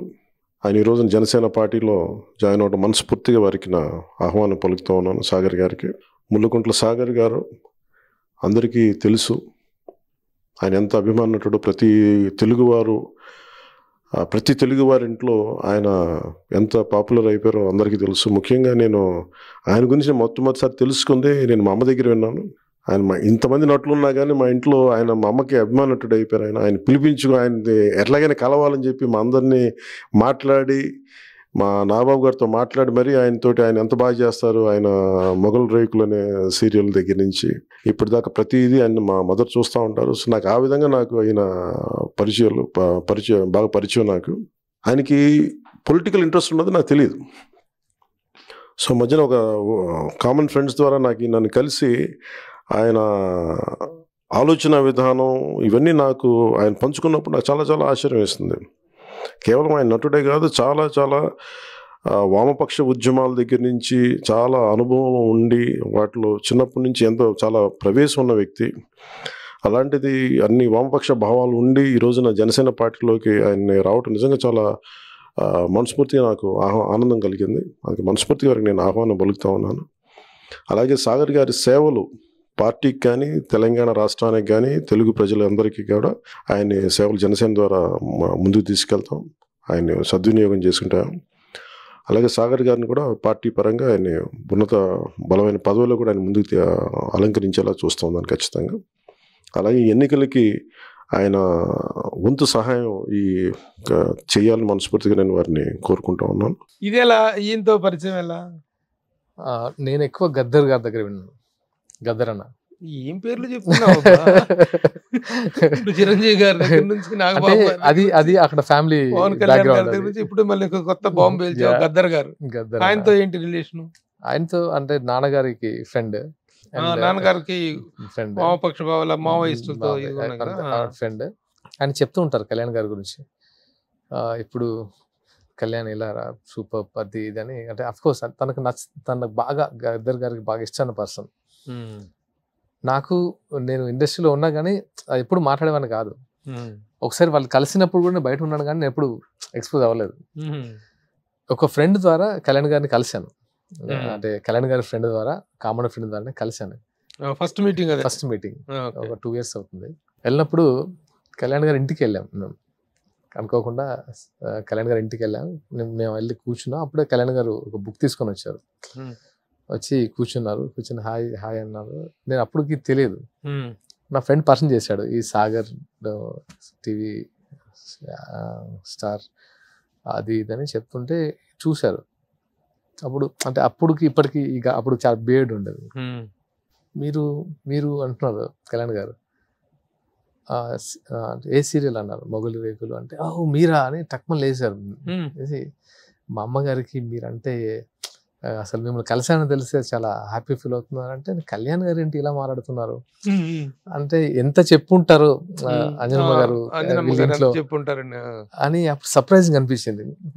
అలా అంజనమ్మ గారు నా గురించి ఈవెన్ ఇంట్లో చాలా షేర్ చేసుకుంటారని అప్పుడు కళ్యాణ్ గారి ద్వారా తెలిసింది. తెలిసిన తర్వాత ఆ తర్వాత ఒక్కొక్క స్టెప్ మేము మాట్లాడుకుంటూ గద్దర్ గారి గురించి మాట్లాడడం, ఫ్యామిలీ బ్యాక్గ్రౌండ్ గురించి మాట్లాడడం, ఆయన ఐడియాలజీ నాకు ఇష్టం కళ్యాణ్ గారిది. అంటే ఐడియాలజీ గురించి నేను చెప్పాను, మీ ఐడియాలజీ చాలా ఇష్టం నాకు, అంటే మీ అంటే అంటే ఇది నాకు ఏంటంటే ఆయన నిజంగా చెప్పాలంటే ఆయన ధైర్యం ఇష్టం. అంటే అవుట్ రైట్ అంటే మీరు గమనించే ఉంటారు ఆయన ఆల్మోస్ట్ 10 to 15 years నుంచి ఏ రకంగా ఫైట్ చేస్తున్నారు ద వే సోలోగా. సో అదంతా నేను షేర్ చేసుకున్నాను. తర్వాత ఏంటంటే ఇంకా ఓన్లీ బికాస్ ఆఫ్ అంటే ఇప్పుడు గద్దర్ గారికి ప్రస్తావన పవన్ కళ్యాణ్ గారి దగ్గర వచ్చింది. గద్దర్ గారికి ఆల్రెడీ తనకు పరిచయం ఉంది కదా, వాళ్ళిద్దరికి పరిచయం ఉంది. You have a journey with Gaddar గారు. అదేంటి గద్దర్ గారితో నాన్నగారి ద్వారా ఇంకా చాలా పెద్ద జర్నీ అది. సో తను చనిపోయినప్పుడు కూడా మేము అక్కడే ఉన్నాం ఎల్బీ స్టేడియంలో. నేను ఫస్ట్ మా టీమే ఉన్నారు. వెరీ క్లోజ్, డెడ్ బాడీకి దగ్గరలో, వెరీ క్లోజ్. అంటే అంత్యక్రియలు వాటన్నిటిలో మేము ఫస్ట్ అంటే ఫ్యామిలీ, ఆ తర్వాత మేము ఉన్నాం, కోట శ్రీనివాస్, మేము వీళ్ళందరూ. అంటే ఎందుకో చాలా అంటే తెలియకుండానే లైఫ్లో ఒక్కొక్కరి ద్వారా ఒక్కొక్క ఎక్స్పీరియన్స్, ఒక్కొక్క మోటివేషన్ అనొచ్చు. చాలా అంటే నేను అంటే చిన్న ఏజ్లోనే ఒక వైపు తీసుకెళ్ళింది. అంటే ఆ పరిచయాలు లేకపోతే మరి ప్రస్తుతం ఉంటున్న ఫీల్డ్కి ఈ వామపక్ష భావాలు, మావోయిస్ట్ థాట్ ప్రాసెస్, వీటన్నిటికీ పొంతన కుదరదు కదా. How you are getting on? తొందరగా స్పందిస్తాను అంతే. అంటే అది ఏ భావజాలో నేను చెప్పలేను కానీ రైటా రాంగా అంటే కైండ్నెస్ కొంచెం తొందర రియాక్ట్ అవుతా.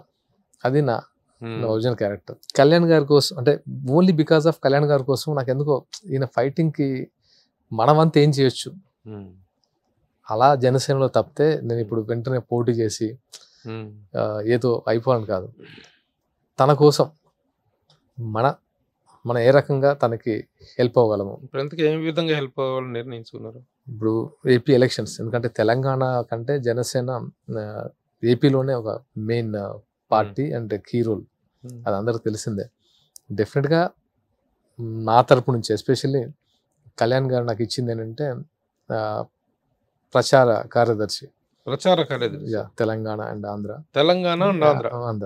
సో టు క్యాంపెయిన్ ఆయన భావజాలాన్ని జనాలకు తీసుకురావడం, జనసేన సిద్ధాంతాలని జనాలకి చెప్పడం. Active participant in Janasena.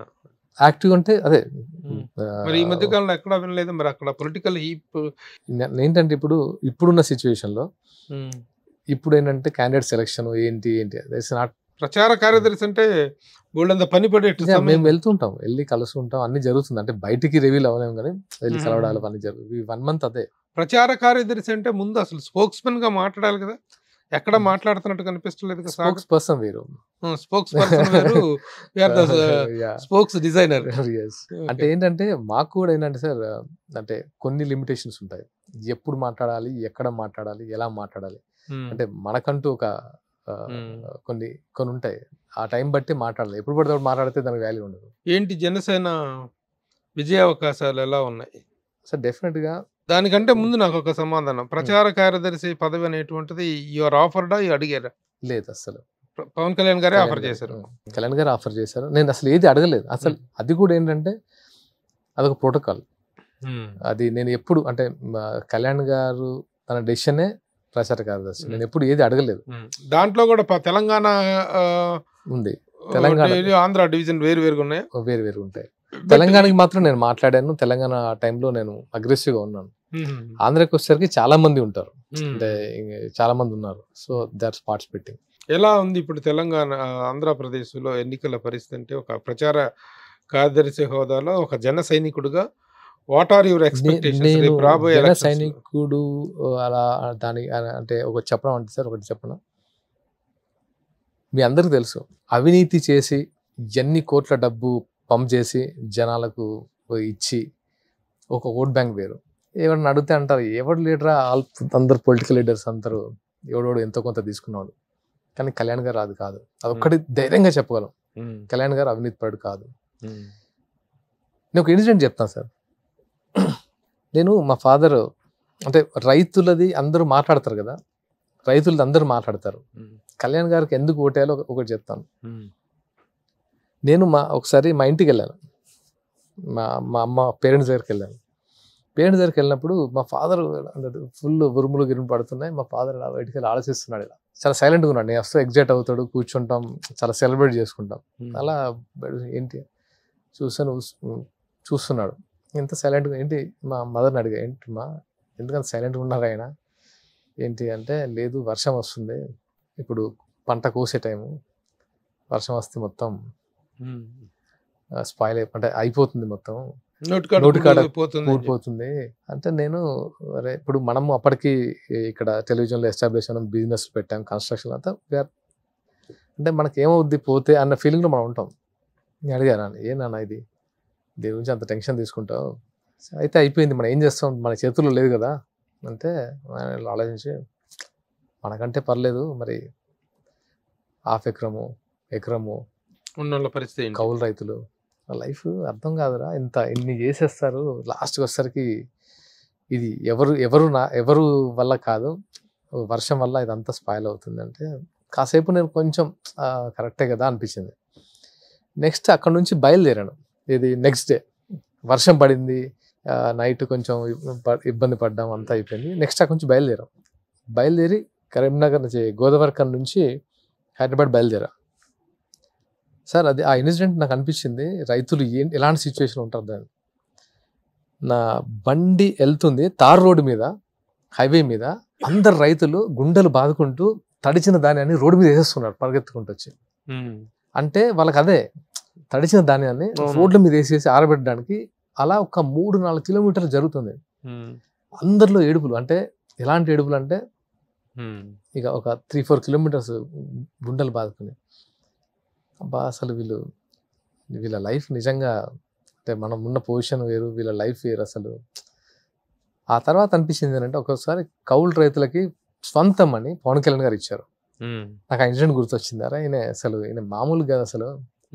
ఇలా రైతుల పరిస్థితిని అర్థం చేసుకుని గవర్నమెంట్ అనేది ఏ రేంజ్లో స్పందిస్తుందో ఏదో పక్కన పెడితే ఓన్గా, సో అలా తన మీద తెలియకుండానే నాకు ఒక అభిమానము. దాంతో పాటు అంటే సినిమాలు చూసి కళ్యాణ్ గారికి అభిమానం కాదండి, తన ఆశయాల వల్ల తన మీద అభిమానం వచ్చింది. అలా ఒక్క ఇన్సిడెంట్ ఏంటి సార్, నువ్వు ఎక్కడ ప్రాబ్లం వచ్చిన ప్రతి ప్లేస్లో ఆయన ఉంటారు, గవర్నమెంట్ కంటే ముందు ఆయన ఉంటాడు. ఆయనే గవర్నమెంట్ అయితే. కానీ ప్రస్తుతం చూస్తే కూటమి అభ్యర్థుల మధ్య ఇది లేని కారణంగా కూటమిలో వచ్చిన సీట్ల సంఖ్య తక్కువ, 24 తీసుకుని మళ్ళీ దాంట్లోంచి 3 రిటర్న్ ఇచ్చేసి 21 సీట్లతో ఆయన ఉన్నాడు. అలాగే 2 అసెంబ్లీ సీట్లు, పార్లమెంట్ సీట్లు, ఈ మాత్రానికే పరిమితమయ్యాడు. ఆ విషయంలో జన సైనికులు చాలా అసంతృప్తితో ఉన్నారు. ఒకటే అడుగుతాను సార్, ఆయన ఎవరి కోసం చేస్తున్నారు సార్? ఆయన చేసే సాక్రిఫై అంతా రాష్ట్రం బాగుండాలని, రాష్ట్ర ప్రయోజనాల కోసం చేస్తున్నాడు. కానీ నేను సీట్లు గీట్లు ఇవన్నీ కాదు సార్. అరే ఇదంతా ఆయన ఎందుకోసం చేస్తున్నాడు, దేనికోసం చేస్తున్నాడు? ఆయనకు పొత్తు పెట్టుకోవాల్సిన అవసరం ఏంటి? బీజేపీని పొత్తులోకి లాగాల్సిన అవసరం ఏంటి? అంత తీసుకోవాల్సిన అవసరం దేని గురించి? ఆయన సీఎం కావడానికి కాదు కదా సార్. బీజేపీని పొత్తులోకి లాగటం వల్ల దీనికి ఆయన సీట్లో కూర్చోడానికి కాదు కదా. గవర్నమెంట్ ఫామ్ అవుతే జనాలకు సంథింగ్ చేయాలనే ఉద్దేశం తప్పితే ఆయన కోసం అయితే కాదు. నేను దాన్ని అయితే కన్సిడర్ చేస్తాను. అదే జగన్ లేని ప్రభుత్వం కావాలనేటువంటి దాని ఆశయం, దానికోసం వర్క్ చేస్తున్నాను చాలా సందర్భంలో ఓపెన్ గా చెప్పారు. అది ఓకే. ఇప్పుడు ఆ జగన్ లేకుండా చేసే అవకాశాలు ఏమాత్రం ఉన్నాయనేటువంటిది అడుగుతున్నాను. ఇంకొంచెం టైం అవుతే గానీ ప్రాపర్ గా ఎలక్షనీరింగ్ ఎలా జరుగుతుందో చెప్పగలం. ఈ కూటమిలో సీట్ల సర్దుబాటు తర్వాత, సీట్ల అలాట్మెంట్ తర్వాత ఏర్పడినటువంటి అసంతృప్తి అనేటువంటిది ఇప్పుడు కూటమికి విజయ అవకాశాలను చాలా దెబ్బతీస్తుంది. 1-2 జరుగుతుంటాయి, దాన్ని అన్ని ప్లేసుల్లో కన్సిడర్ చేయడం కరెక్ట్ కాదు. 1-2 చోట్ల అన్ని ప్లేస్లో జరుగుతుంది. ఎప్పుడైనా జరిగింది. ప్రచారంలో సిద్ధం సభలతోటి ప్రచారంలో జగన్ దూసుకుపోతున్నాడు, దడ పుట్టిస్తున్నాడు కూటమికి అనేటువంటిది ఒక ఇది ఏర్పడింది. ఎంతవరకు నిజం? దీన్ని ఏకీభవిస్తారు. ఎవరి స్ట్రాటజీ వాళ్ళ సార్. అంటే వాళ్ళకి ఎప్పుడు ప్రత్యర్థి అయినా సరే వాళ్ళు ఎలా ఫైట్ చేయాలో వాళ్ళకి తెలుసు. బట్ ఫైనల్ గా జనాలు ఎవరికి ఓటేయాలనుకుంటున్నారో వాళ్ళ మనసులో ఉంటుంది. మనం ఎంతైనా చేస్తాం సార్, ఎంతైనా ఇప్పుడు అంతేందుకు సార్ ఇక్కడ టిఆర్ఎస్ గవర్నమెంట్ ఉంది, ఇది మాట్లాడకూడదు కదా సార్. అంటే నాకు అనిపించింది, నేను కాంగ్రెస్ పక్షాన కానీ టిఆర్ఎస్ పక్షాన కానీ బీజేపీ పక్షాన చెప్పట్లేదు. ఈ రేంజ్ లో ఎక్స్పెక్ట్ అయితే చేయలేదు టిఆర్ఎస్ ప్రభుత్వాన్ని. ఇప్పుడున్న సిచ్యువేషన్ అయితే ఎక్స్పెక్ట్ చేయలేదు. మీరు ఎక్స్పెక్ట్ చేశారు సార్ అంత? So anything can happen. జనాల్లో జడ్జిమెంట్ ఎలా ఉంటుందో ఎప్పుడు గెస్ కూడా చేయలేదు సార్. అందరూ ఏదో చెప్తుంటారు, అది వాళ్ళ మనసులో ఉంటుంది. ఓటు వేసిన తర్వాత వాళ్ళకు వెపన్, వాళ్ళకు ఆయుధం ఉంది, ఆ ఓటు అనేది. సార్ అయ్యో మీకేస్తారు అంటారు, ఆయన కాదంటారు, రేపు పొద్దున ఆయనకేస్తారేమో. ఎందుకంటే వాళ్ళకు ఉంటే వాళ్ళకి పథకాలు పోతేనో భయమో, లేకపోతే ఇప్పుడే మాట్లాడితే నా మీద కక్ష కడతాడో. ఇప్పుడు కాపు సామాజిక వర్గం మొత్తం కూడాను పవన్ కళ్యాణ్ గారు వెంట నడుస్తుంది ఉంది అనేటువంటి కాన్ఫిడెన్స్ ఉందా? నేను కాపు అంటే కళ్యాణ్ గారు ఒక కాపు సామాజిక వర్గానికి చెందిన వ్యక్తి మాత్రం కాదు సార్. ఆయన ఎప్పుడు ఒక కులానికి సంబంధించిన వ్యక్తి అయితే కాదు. ఉన్నా ఉండపోయినా ఆయన అందరి మనిషి. ఆయన అందరి కోసం చేశాడు, ఒక కులం కోసం కాదు, అన్ని కులాల కోసం ఆయన ప్రయత్నం చేశాడు. అన్ని కులాలని ఒకే రకంగా చూస్తాడు. ఆయన కులానికి మాత్రం లాగదు. కాపులను తీసుకెళ్లి కమ్మ వాళ్ళ కాళ్ళ దగ్గర పడేస్తున్నాడు పవన్ కళ్యాణ్ అని ముద్రగడ లాంటి వ్యక్తి చేస్తున్నటువంటి ప్రచారం. ముద్రగడ గానీ కొంతమంది కాపులకి ఇచ్చారు అనుకోండి సార్, కాపుల మీదే ఇట్లా దృష్టి పెట్టారు అనుకోండి, ఈయన కులానికి సంబంధించిన వ్యక్తి అంటారు, వీళ్ళే అంటారు, అంటారుగా. ఇప్పుడు ఓన్లీ కాపులు గంట కడతారు. లేదు అన్ని కులాలు మావే అంటే కాపులను తీసుకెళ్లి అక్కడ పడేస్తారు, ఇక్కడ పడేస్తారు అంటారు. ఇది మాట్లాడడానికి నాలుగు ఎట్టంటే మాట్లాడుతుంది. దానికి ఆ మనిషి ఏంటి కావాలి మనకు, ఆ మనిషి ఏంటి. ఫస్ట్ కళ్యాణ్ గారు, పవన్ కళ్యాణ్ అనే వ్యక్తి ఏంటి అది తెలుసుకుంటే ఆటోమేటిక్ గా వీటన్నిటికి ఆన్సర్ దొరుకుతాయని నా అభిప్రాయం. ముద్రగడ పద్మనాభం లాంటి వ్యక్తి పవన్ కళ్యాణ్ మీద చేస్తుంటుంటే, ఒక ముద్రగడ పద్మనాభం కాదు, ఇటు హరిరామజోగి గారు ఒక కాపు సామాజిక వర్గానికి ఈ సమయంలో అండగా నిలవాల్సినటువంటి ఇద్దరు కాపు సామాజిక వర్గ పెద్దలు పవన్ కళ్యాణ్ని దూరం పెట్టడం వెనుక, పవన్ కళ్యాణ్ మీద రివర్స్ అవ్వటం వెనుక కారణం ఏంటనుకుంటున్నారు? వాళ్ళ స్ట్రాటజీ ఏంటి? వాళ్ళ దాడి వెనుక ఉన్నటువంటి ఆంతర్యం ఏంటని? వీళ్ళ గురించి నేను నెగిటివ్ కామెంట్ చేయట్లేదు. అంటే ఇప్పుడు నేనేం మాట్లాడినా నెగిటివ్ అనిపిస్తుంది. కానీ నేను ఒకటే అంటే కళ్యాణ్ గారిని అర్థం చేసుకొని ఉంటే బాగుండేది అనిపించింది అంతే. ఆయన దేనికోసం చేస్తున్నాడు, మనం ఏం సాక్రిఫైస్ చేయాలి, అందరికి అన్ని కావాలంటే కుదరదు సార్. కొన్ని సాక్రిఫైస్ చేస్తేనే కొందరు ముందుకెళ్తారు. ఇప్పుడు కూటమికి మద్దతు పలకటం, ఇప్పుడు రాజమండ్రిలో జైల్లో పరామర్శించడానికి వెళ్ళినటువంటి వ్యక్తి బయటికి వచ్చి రాగానే కూటమిని ప్రకటించడం అనేటువంటి దాని మీద బాగా విమర్శ. అంటే చంద్రబాబు గారి అరెస్ట్ ని ఆయన తీసుకున్న విధానము, అంటే ఈ రాష్ట్రంలో పరిపాలన ఎలాగుంది, ఎలాంటి అంటే మాట్లాడితే నోరు నొక్కేయడం, అవన్నీ ఆయన చూశారు సార్. ఆయన అంటే ఏదో ఇన్స్టెంట్ గా తీసుకున్న డెసిషన్ కాదని నా అభిప్రాయం. జైలు నుంచి తీసుకున్న అభిప్రాయం అవన్నీ చూశారు. ఇప్పుడు చూసి ఒక డెసిషన్ తీసుకుని ఉంటారు. దానికి అవసరం లేదు, తన డెసిషన్ అది. తను ఏ డెసిషన్ తీసుకుని అందరూ సమర్థిస్తాం. కానీ కొన్ని కోట్ల మంది అభిమానులు ఉన్నటువంటి పవన్ కళ్యాణ్ ని ప్యాకేజ్ స్టార్ అని, వీకెండ్ స్టార్ అని, దత్తపుత్రుడని, ఇంకా పర్సనల్ గా ఫ్యామిలీ మ్యాటర్స్ కూడా ప్రస్తావిస్తూ వీటి మీద ఈ వ్యక్తిగత ఎలాంటి ఆయన అభిమానించే వ్యక్తిగా మీ రియాక్షన్ ఏంటి? నాకు చాలా బాధేస్తుంది ఏంటంటే ఫ్యామిలీ లాగినప్పుడు బాధేస్తుంది. అంటే నీకు పాలసీల గురించి మాట్లాడరా బాబు అంటే ఫ్యామిలీలు అవుతారు. ఎందుకంటే పాలసీలు మాట్లాడడానికి దగ్గర ఆన్సర్ లేదు కాబట్టి ఏదో ఒకటి మాట్లాడాలి కాబట్టి ఫ్యామిలీ వరకు వస్తారు. అసలు పాలిటిక్స్ వేరు, ఫ్యామిలీ వేరు కదా sir. Politics are different, family is different. Sir నేను చెప్తాను, ఒక ఇన్సిడెంట్ చెప్తాను సార్. చిన్నప్పటి నుంచి చూశాను సార్, నక్సలైట్ల మధ్య పోలీసుల మధ్య, పోలీసులు కోసం నక్సలైట్లు మందుపాతలు పెట్టి చాలా చేశారు. అప్పుడు బాధపడ్డాం. నక్సలైట్లను రోడ్ల మీద చంపినప్పుడు బాధపడ్డాం. కానీ ఏ రోజు వాళ్ళు ధర్మం తప్పలేదు సార్, ఫ్యామిలీ జోలికి రాలేదు. అంటే అక్కడ జరిగింది ఏంటి సార్, ధర్మ యుద్ధం. ఏ రోజు పోలీస్ ఫ్యామిలీల వైఫ్స్ వాళ్ళకి వెళ్ళి మదర్ మీదకి వెళ్ళి అటాక్ చేయలేదు ఎప్పుడు ఏ కమ్యూనిజం. పోలీస్ వాళ్ళు కూడా సేమ్ టైం వెళ్ళి హస్బెండ్ దొరకపోతే వైఫ్ని తీసుకెళ్ళి అరెస్ట్ చేసిన రోజు లేవు సార్. మాట కూడా మాట్లాడలేదు అసలు యాక్చువల్గా.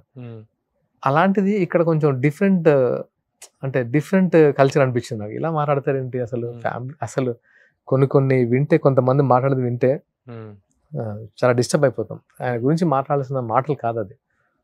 అంటే నేను అంటే కొంచెం ఎక్స్ప్రెస్ చేస్తే నేను మాట తూలుతానేమో అని కంట్రోల్గా మాట్లాడుతున్నాను అంతే.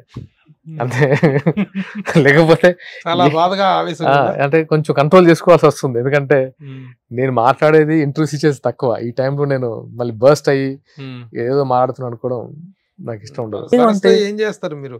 ఎందుకు కాదు, రేపటి రోజున మళ్ళీ అధికారంలో కంటూ వైఎస్ఆర్సీపీ వస్తే ఒక్కొక్కళ్ళని వేటాడి కొడతారనేటువంటి ఇదిని క్రియేట్ చేస్తున్నారు అవతల.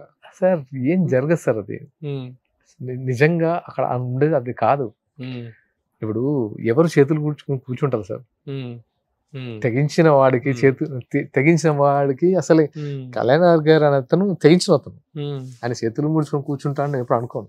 ఇప్పుడు వీళ్ళకి ఫ్యామిలీ పరంగా వస్తున్న ప్రచారం, మెగా ఫ్యామిలీలో మిగతా మెంబర్స్ కూడా ఉన్నారు కదా, ఇప్పుడు రామ్ చరణ్ కానీ, అల్లు అర్జున్ కానీ, మిగతా యంగ్ హీరోలు ఉన్నారు, సాయి ధరమ్ తేజ కానీ, వీళ్ళందరూ ప్రచారానికి వచ్చే అవకాశం ఉందా? అది వాళ్ళ ఇష్టం సార్. అది ఎందుకంటే వాళ్ళకి ఇప్పుడు కొంచెం పొలిటికల్ ఇప్పుడు నేను ప్రచారం ఎందుకు వస్తానంటే నాకున్న అభిమానమో లేదా నేను చూసిన, అంటే ఇప్పుడు అరే ఇలాంటిది ఉండకూడదు బాబు, మనం ఏదో చేద్దాం, ఆయనతో పాటు మనం కూడా అంటే ఏదో ఒక చిన్న ఆయన చేతులు రాయి అవడమో లేకపోతే ఆయన చేతులు గన్ అవడమో లేకపోతే మన వంతు ఏదో చేద్దాం అనుకుంటాం. ఇవన్నీ చూశాను కాబట్టి నాకు ఆవేశం ఉండొచ్చు.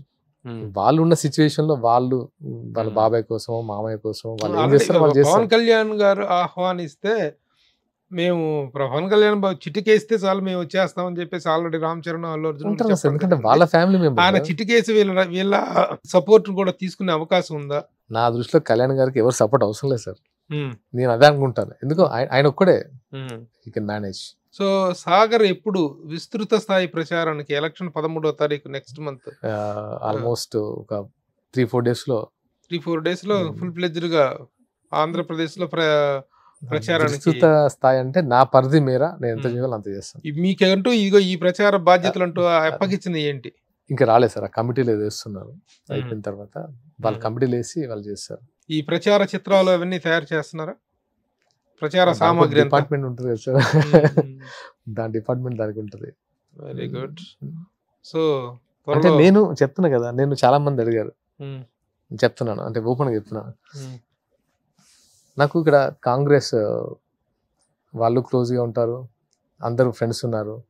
అండ్ నాకు శ్రీధర్ బాబు గారు, శ్రీపదరావు గారు అబ్బాయి, మోర్ లైక్ బ్రదర్. నాకు బాగా ఇష్టమైన వ్యక్తి తను.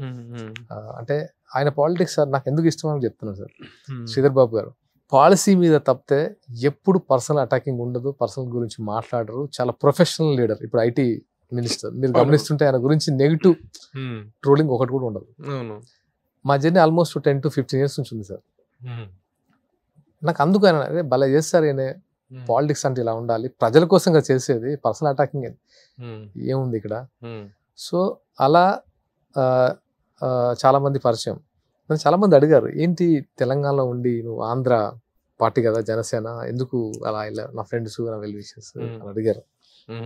నేను ఒకటే అన్నాను, నేను పాలిటిక్స్ లోకి వచ్చినట్టు కాదు, నేను నిజంగా ఇప్పుడు నేను పాలిటిక్స్ లో ఉన్నట్టు కాదు, నేను జెన్యూన్గా చెప్తున్నాను సార్.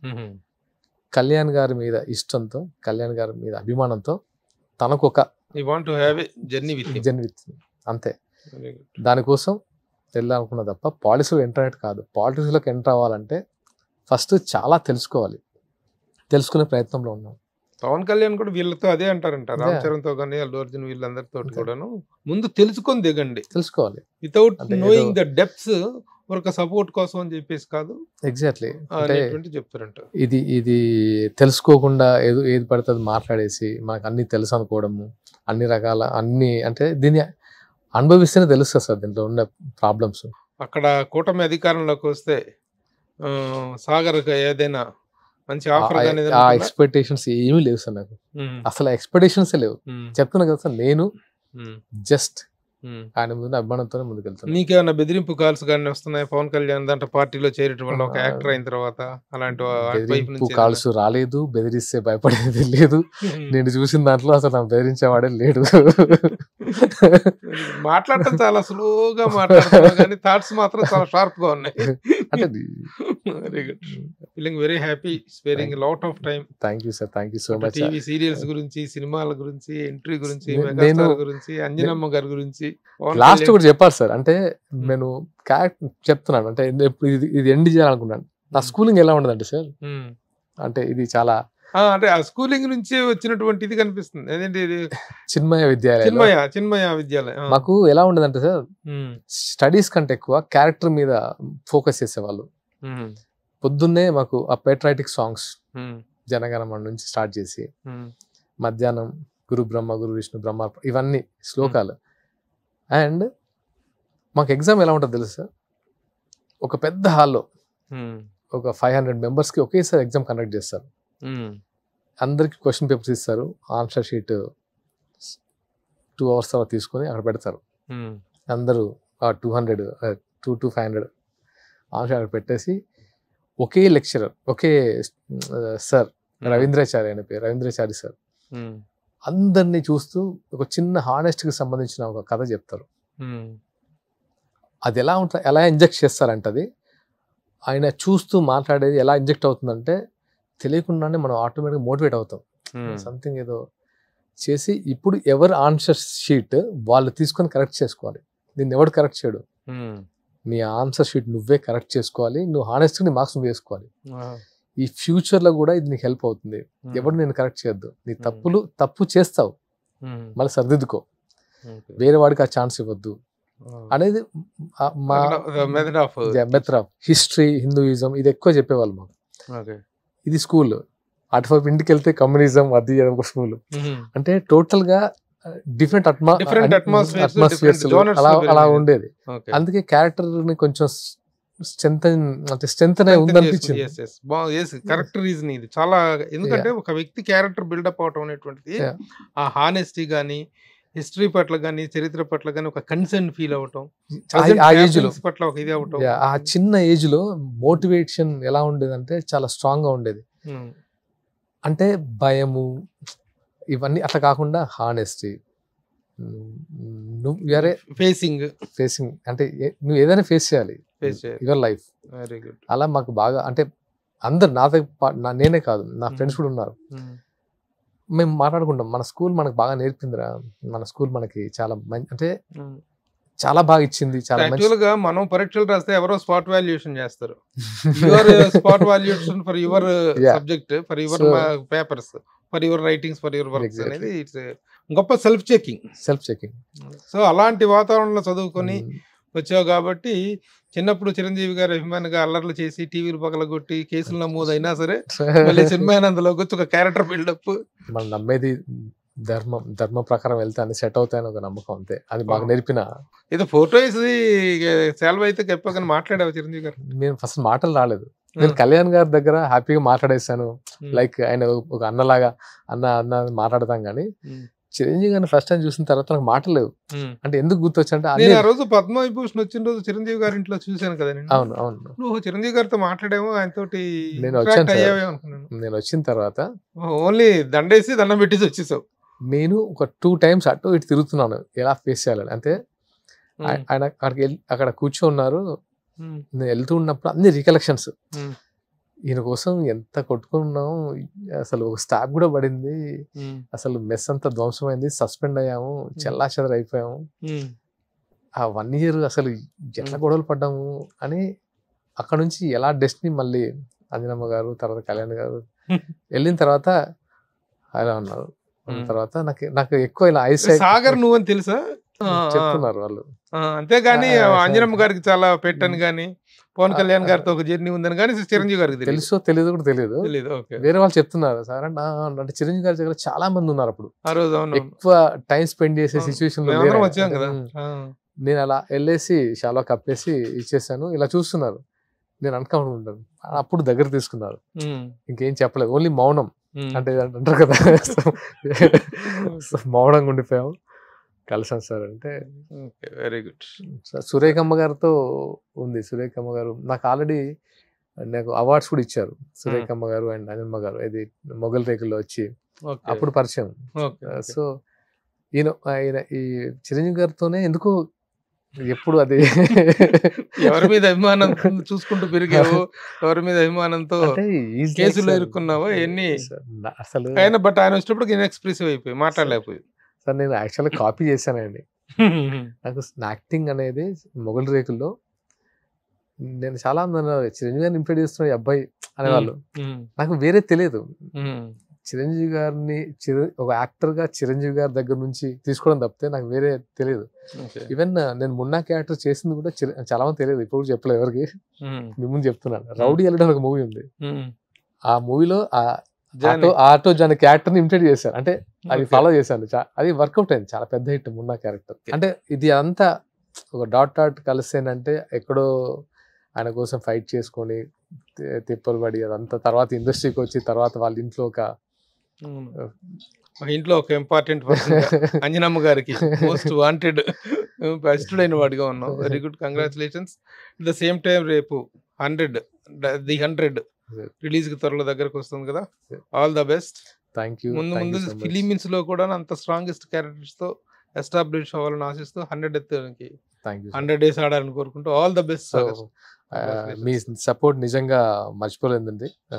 నాకు సినిమా చూసిన తర్వాత మీరు ఇచ్చిన ఎంకరేజ్మెంట్ కానీ అండ్ ద వే మీరు అంటే తెలియకుండానే మీతో ఉండే చాలా తక్కువ కలిసాము, బట్ మీతో ఆ జర్నీ మాత్రం ఒక అంటే మీన్స్ కార్డియల్ రిలేషన్షిప్ లా ఉంది.